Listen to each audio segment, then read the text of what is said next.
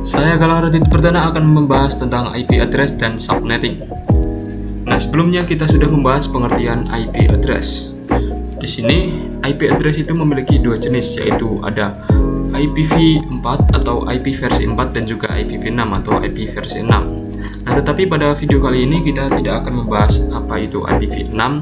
Kita akan membahas IPv6 pada lain waktu. Di sini kita akan fokus membahas IPv4.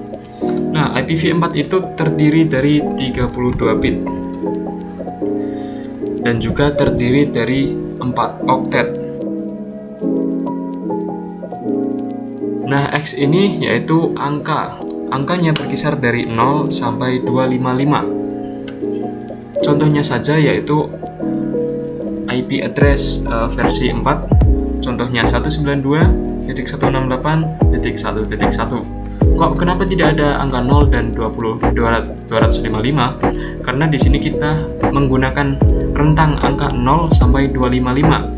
Ibarat kata kalau ada IP address versi 4 ada angka minusnya, itu bukan IP address. Dan juga dalam IPv4 tidak ada IP address yang mulai dari misal 260.210.10. Minus 1 itu tidak ada, itu bukan IPv4 namanya. Kemudian biasanya di belakang IPv4 itu atau di belakang IP address pasti ada /24. Jika tidak /24 pasti ada /32 atau juga /28. Tapi yang umum digunakan adalah /24.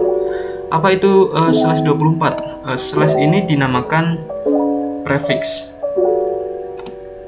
Prefix itu apa sih? Prefix itu adalah total IP yang dapat dipakai di IP address tersebut. Tetapi alamat IP tersebut tidak bisa langsung dimasukkan ke komputer ataupun laptop. Kita harus menghitung dulu.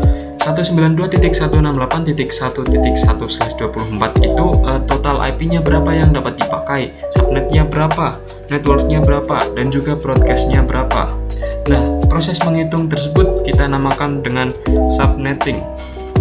Subnetting itu kita akan menghitung total IP, kemudian ada IP network, ada juga IP broadcast, kemudian juga ada subnet mask.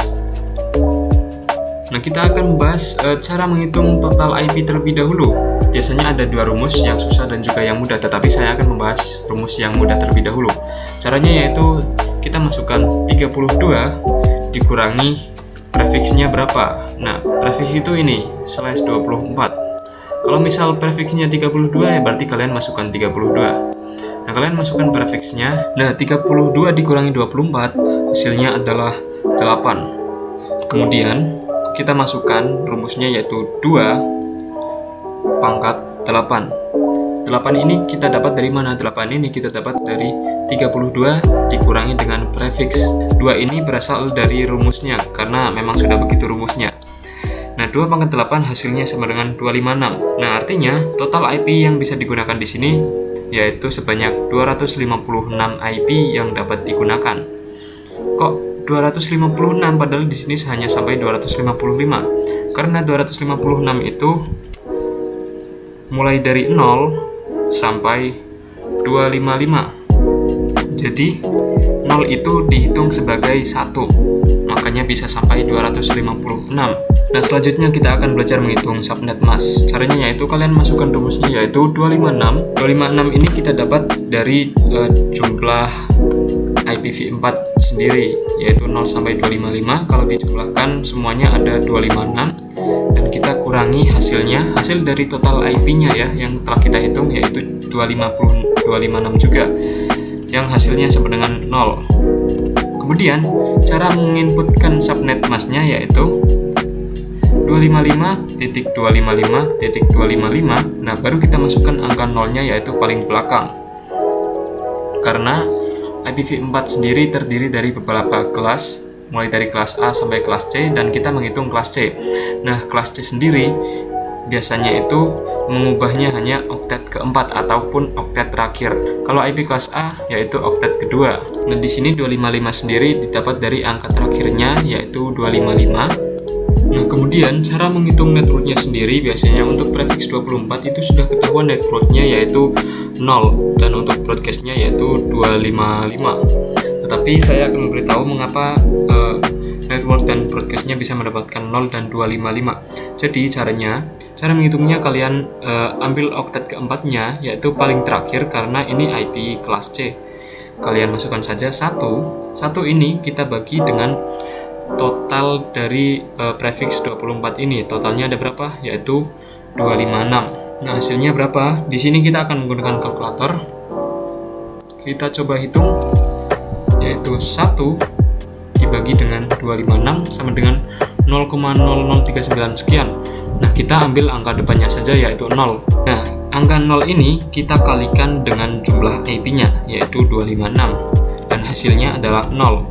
Nah, 0 ini merupakan hasil dari perhitungan tadi dan ini merupakan yang nantinya akan dipakai untuk network.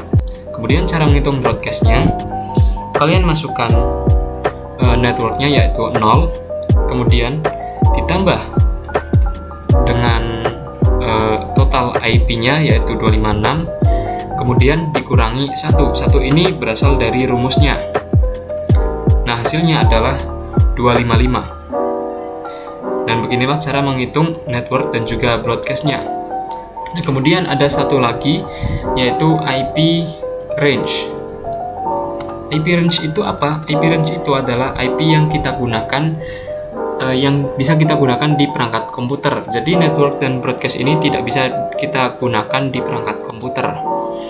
Nah, cara menentukan IP range-nya bagaimana? Nah, untuk menentukan IP range itu biasanya IP range yang pertama itu setelah network, yaitu berarti networknya adalah 0, maka setelah networknya adalah berapa? 1 sampai. Nah, sampainya berapa? Sampainya itu sebelum broadcastnya. Sebelum broadcastnya berarti 254.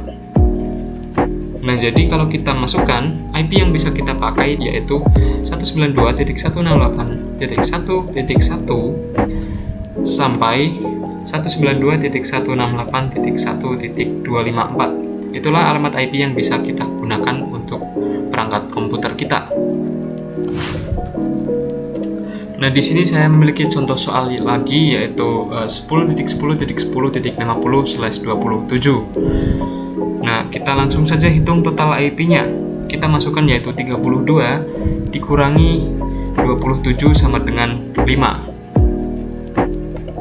Nah, kita pangkatkan 2 pangkat 5 sama dengan 32.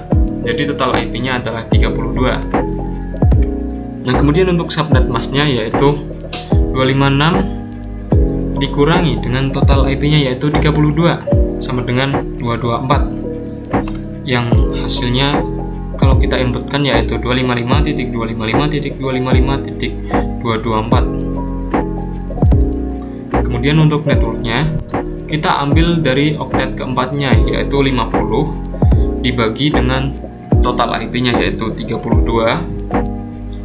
Nah, hasilnya adalah 1, sekian, tetapi kita akan mengambilnya yaitu angka depannya saja yaitu 1.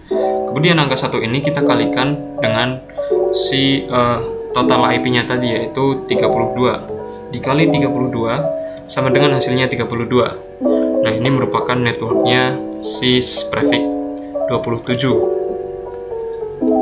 Nah, untuk broadcastnya kita masukkan yaitu 32 ditambah dengan 32 yang pertama kita dapat dari networknya dan 32 yang kedua kita dapat dari total IP-nya.